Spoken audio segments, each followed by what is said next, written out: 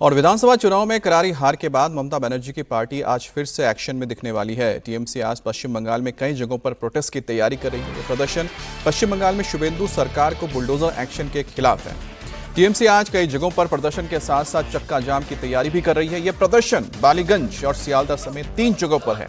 इस बीच अभिषेक बनर्जी पर दर्ज एफआईआर रद्द कराने वाली याचिका पर भी आज कोलकाता हाईकोर्ट में सुनवाई होगी। अभिषेक बनर्जी पर बंगाल विधानसभा चुनाव में भड़काऊ भाषण और गृह मंत्री अमित शाह को धमकी देने का आरोप है। जस्टिस सौगत चटर्जी की बेंच के सामने ये सुनवाई की जाएगी।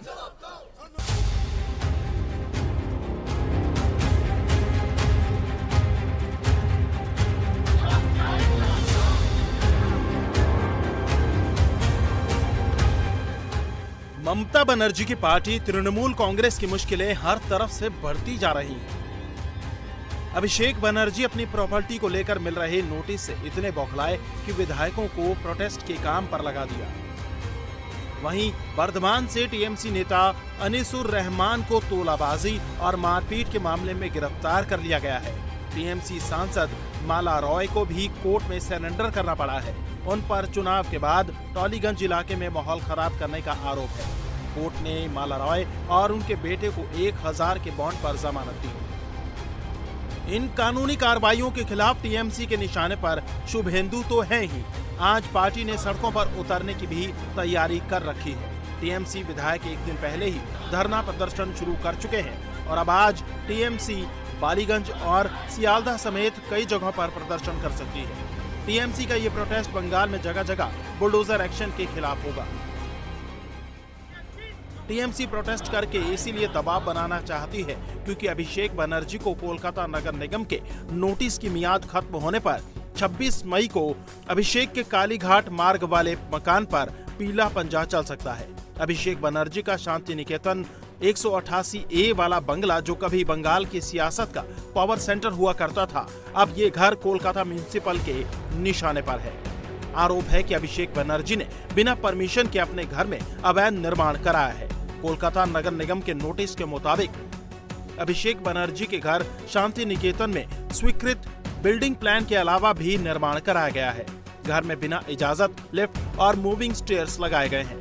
केएमसी के अधिकारी 2 अलग अलग मकानों के नियमों के खिलाफ जाकर आपस में मिलाने की मामले की भी जांच कर रहे हैं। सांसद अभिषेक बनर्जी को अभी 17 अवैध निर्माण को लेकर नोटिस भेजा गया है, लेकिन जांच के दायरे में उनकी 24 प्रॉपर्टीज हैं। इनमें से 14 संपत्तियां लीव्स एंड बाउंड्स कंपनी के नाम पर हैं, 4 खुद अभिषेक बनर्जी के नाम पर हैं और 6 उनके पिता के नाम पर रजिस्टर्ड हैं।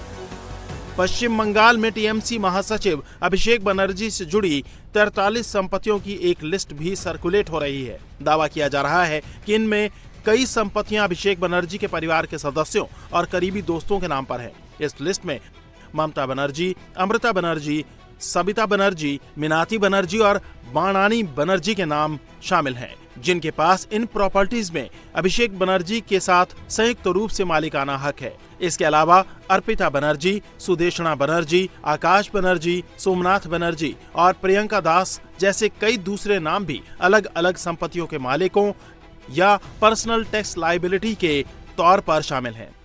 बीजेपी का आरोप है कि ये प्रॉपर्टीज डायरेक्ट या इनडायरेक्ट तरीके से अभिषेक बनर्जी से जुड़ी हैं।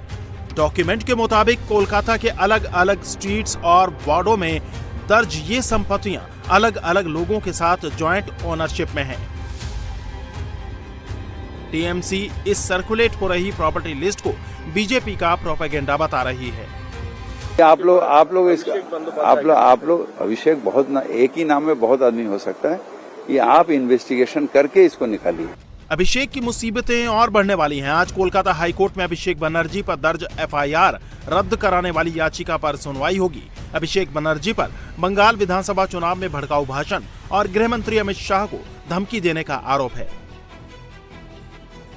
एक तरफ बुलडोजर चल रहा है तो दूसरी तरफ तोलेबाजी के खिलाफ एक्शन हो रहा है। तोलाबाजी और मारपीट के आरोप में टीएमसी लीडर अनीसुर रहमान खान को पुलिस ने गिरफ्तार कर कोर्ट में पेश कर दिया। पुलिस के मुताबिक अनीसुर रहमान के खिलाफ लंबे समय से तोलाबाजी और मारपीट के कई आरोप लग रहे थे। शिकायत के आधार पर जांच शुरू करने के बाद मंगलवार को पुलिस ने अनीसुर रहमान को गिरफ्तार कर लिया।